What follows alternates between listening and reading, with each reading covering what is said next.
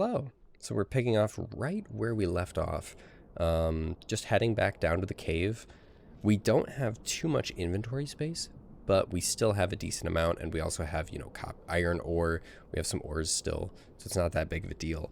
But we're just going back into the caves. We didn't drop anything on death or anything like that. We didn't lose any XP, which is nice. But we just want to go back in there and grab more materials. And obviously killing things gives us XP. So we're getting XP and materials just from going into the mines over and over again. And hopefully trying to find those nice items like cobalt and some gemstones that we can craft into better weaponry. But it's been maybe like, I don't know, 2 minutes since we respawned, and oh look, there's a chest. The chest respawned because we died. Or maybe it's because we unrendered the thing. And as you can see, there's a turtle there. There is a super scary, super dangerous turtle here. So we're gonna grab our fire staff and start beating the heck out of him. Some enemies, this game has some really unique enemies, which I think is amazing. It's also crazy to think that they've put so much time and effort into just building the enemies. Also the music. But here we have a snapping turtle, and they do have some pathing changes where they just run around like a maniac because they want to be able to get to a spot where they can actually attack you, which I think is really cool. As you can see, we were trying to jump, but I held W there, so it really messed up and stopped working. But we can just get to a spot where he doesn't know how to path to us, and we can just start wailing on him. But yeah, this, as sad as it is the best combat method, in my opinion. Cheese is how you do it. And I believe there was something we could, twigs. Some twigs that we could pick up. And he drops carapace, which is very nice. I have yet to craft that into anything, but we do have some tin and copper to be getting, and I know that we can craft that into stuff. And you're going to see a lot of different enemies in here. Definitely of varying difficulties, for sure, but mainly we're just trying to not die to them, even though we're dying to them, very much so. The terrain movement in this game can be amazing and then awful, like back to back, right back to back. Oh, we have a rat after us too, or a fox, sorry. The foxes are the most annoying things because they're like super fast and they do a lot of damage, despite the fact that they're tiny, like absolutely minuscule. So again, we just want to get him into a spot where he can't really path to us, and then we can just hit him with that AoE of the fireball. It's as simple as it gets. Cheese is the way, especially until we can actually get some money and some currency and some potions and stuff going, and maybe some armor, so that we take a lot less damage from things, because things taking not a lot of damage from us and dealing like 30 damage hits is kind of crazy when you think about it. And this is like our starter area. This is the first world area that we could go to. This is actually like one of the closest areas we could go to too, because you always spawn in the same spot. So it's not like I'm doing some crazy cheese here, because this is the beginning area, and these guys are it's not like you got 3 different enemy types here and it ranges from easy to medium to kind of difficult maybe. It's just these guys are absolute demons, and they're here to kill you. And as you can see, they're only dropping animal materials. They're not dropping things like armor, weapons. They're dropping none of that stuff. So all the progression that we're getting here is through store buys and through crafting. So we just want to be able to craft the stuff and get a little bit stronger through that. Some of these stones look a lot like ore. It's kind of annoying. But here we have another spider. We just want to make sure we're on top of the fighting, because we don't want to be summoning a spider to us when we can't even get into our cheese spot. That's for sure. But we just want to be here. We want to be careful. That ranged attack on the spider is like ours, and it has an AoE. And the AoE... I'm going to die. The cheese doesn't always work. That just goes to show, like, how dangerous this actually is. Like, this game is not forgiving at all right now. And I understand that it's early access, like, you want to have things be at a certain difficulty curve, but you might not have everything backing it yet. So here, if we head over to the tanning rack, sadly, we do have to use, like, each individual spot separately. And we have to close the crafting menu in between. But now we can craft some... we're at the wrong place. We want to go to the anvil. We can craft some bronze equipment. So pretty much any bronze equipment would be good. I want to start with something simple because it's a lot less material cost, and we don't have any hands yet, so it is just an outright gain. We have some bronze handguards. We can make a bronze belt. Which I don't, maybe not the belt yet. But we can also make a bronze cloak. Not entirely sure on that. I'm surprised we can't make shoulders. Bronze chest guard. Bronze shoulder guards. The shoulder guards take more leather. So we'll just make the pants. Bronze leggings. And then we'll also, you can also right click stuff. But there we go. Now we've got a bit more defense. We're at 23% protection. So our damage reduction is 23%. You're going to see that this does basically nothing. Armor is definitely like you either have it or you have none of it. So what we can do with our stuff is we can head to the merchant and we can start trading. Because of course we want to get rid of all of our junk. So we'll get rid of these. Oh, wrong button. We want to get rid of, we can't click. We can shift click. Keep forgetting about that. Weird. Alright, we want to shift click. So we'll get rid of our sword too. We're not using that. And then silver. We're not going to be using silver yet. Silver is worth 2,000 gold, by the way. One piece of silver. One diamond is worth 1,000 gold. It's insane. Some of this stuff is crazy expensive, which I think is definitely up for balancing in the future, but I think it's cool for now. Definitely fun. And we want to make sure we're throwing away the right things. But I do want to be moving stuff around. That should be it for now. And then we just want to start buying some stuff from them. So one thing we want is all the cooked meat. We want some raw tough meat and some cooked tough meat. And then we also want to get some armor that we don't have any of yet. So like a belt. We want to find a belt that's better than one. So we're just going to look. Feet, we can buy some shoes because our shoes do nothing right now. Sandals don't do anything. We'll get a leafy belt, why not? And then we'll get... Are there any shoulder guards? No. No shoulder guards. I'm actually curious, like, what fireworks do. I haven't used a firework yet. We can grab a necklace, and then we can grab... Max energy is, for energy reward percentage, is so bad, in my opinion. You're getting 5 more energy, but it costs, like, it takes more effort to get your energy back. So you can use more energy at a time, technically, but you're gonna be at a higher cooldown. Because, you know, our skills don't have cooldowns. It's just our stamina and our stamina regen. So I think that's good. And then we'll just see if there are shoulder guards. Shoulder guards. So now we have any shoulder guards, which is good. And I don't really think there's that much else we can go for from this merchant specifically. We can grab a cloak as well. So we'll grab a cloak. And then... the bronze cloak. Bronze cloak is better. And then I believe that's where we're at. Is there anything else we can buy from you? Better shoulder guards. Nope, that should be it. And then we're just going to control click the money, and he'll give us 900 more gold because we did give away silver for all this.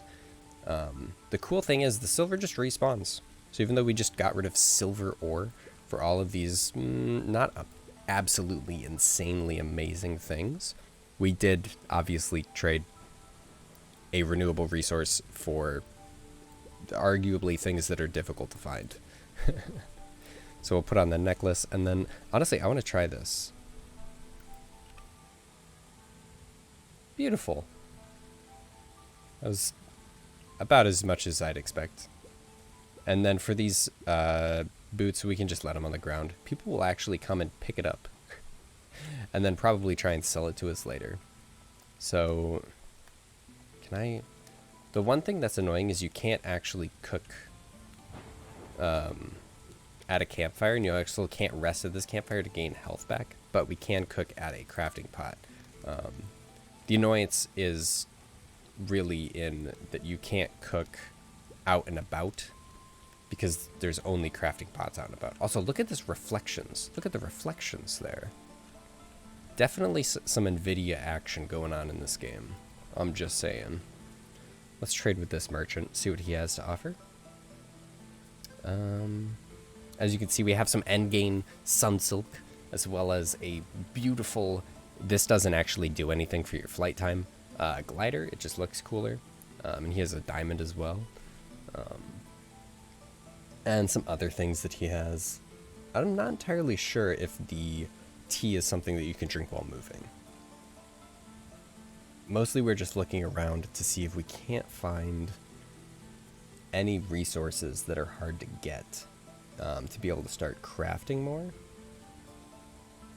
I don't think we can find much of anything. We're pretty much just going to have to go right back into that cave. But I do know there's another spot, and then we can just hit decline. There's another merchant up here that I know of that we can head over to. Paragliders. Oh, there's two merchants. So the merchants change over time. That's interesting. Or based on your character. Because there were not two merchants over here on my other character when I was playing yesterday. But it's nice that every merchant has a different inventory. So you have a chance of finding just this crazy good merchant. So like here we have a mortar and pestle as well as a sewing kit. So that's good to know for later. Because he has some crafting equipment. He also has a bomb. I've never seen a bomb before. He does have 2 animal hides, so we're going to be taking both of those. We do want crafting materials. We also want these red linens. And he has a leather pouch and a tiny red pouch. We want to grab those. Those will give us more inventory space, which is absolutely lovely. And then we'll also grab all 10 of these pincers, because they are a crafting material. Ooh, an icy shard. I don't think I've seen that before. That's cool. And then, you know, we're done with trying to trade with him, so we can just immediately go and have a bunch of my gold. And that doesn't cover everything, because I think these pincers, yeah, these pincers are super expensive. So what we can do is we can remove our gold and then give him the diamond plus whatever gold he needs. And there we go. Now we can go trade with the other guy and see if he has anything that we really need. He has simple leather, which I believe is just a, you know, exchange of animal hide. But animal hide is cheaper. He also has copper. Nice. I do not believe we really need copper. And he has something called a pyrocore. So a pyrocore is what's used to make a fire staff. I'll be able to go over the crafting in the future, but also potions are like insane. Minor potion, 200 gold. Absolutely crazy how much that costs. Yeah, that should also be everything that we're looking for from him. So we'll just give him some gold and accept. Animal hide is one of the annoying things to get, because sometimes animals will drop something other than hide. So it's not like they always drop hide and then sometimes they drop something else. It's just sometimes they just don't drop hide, which makes it a little bit annoying to try and craft, because you need leather strips for like anything. Speaking of leather strips, we want an anvil, and we might be able to craft stuff. I'm not entirely sure. We cannot. But yeah, we just need to go back into the mines, which we will do promptly. Even though it is dark out. It's always dark in the mines. That's for sure. We made it. And we'll see what kind of... Oh my goodness. We have an antlion. These things will kill you very fast. Just nice little just tell right out there. They have only 80 health, but they will charge you instantaneously if they have line of sight, and they will just obliterate you. It's crazy. I think they do like 50 damage or more. I think they do like 60 damage per hit. That's what they were doing yesterday, and it was just so painful because I just walk in and, oh, look, there's a... Oh, I'm dead. Because as soon as they get sight on you, they go for it. They go all in as soon as they can. All right, what did he drop? Strong pincer. So you've got strong pincer, and then you've got some other things as well, and those are acting as like animal ingredients. So you need an animal ingredient as well as some ore usually to make certain weapon parts. So like, let's say if we wanted to make a sword, we needed to make a blade for that sword, and then we need a handle. So you'll make the blade with an animal part for the sharpness or damage, and then an ingot or some ingots for the cobalt. Oh, that's sapphire. That's cobalt down there. Cobalt is very much so appreciated. So you need the blade. To make the blade, you need ore. So like, let's say we'll use bronze. We need bronze and then something else. So animal pincers. But the animal pincers is what affects the... Holy cave troll. Is that a cave troll? Those are bats. Usually there also aren't like 3 enemies in the same spot. That's like very out of the ordinary. But as you can see, we're taking a little bit less damage now because we have the armor, which is nice. But we are still taking damage because we're just face tanking stuff.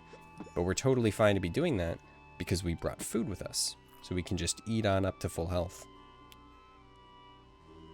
Now the other thing that I want to say is, since you can use any weapon, you can use a life staff. Life staffs are like short range healing to yourself, like you deal damage to heal.